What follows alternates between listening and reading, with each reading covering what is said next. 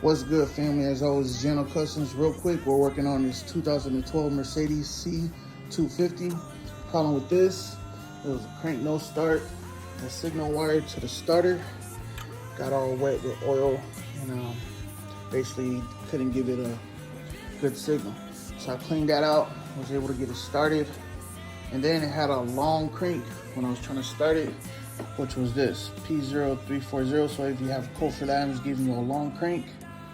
I'm gonna change out this camshaft position sensor. It could be your adjusters. Worst case scenario, it's gonna be your timing, and you're gonna have to change both of these cam variable gears out. I mean, for the most part, it looks decent. Clean interior, not too bad. Got a little rip right there, but that's cool. Got it for a kill price of 2 G's.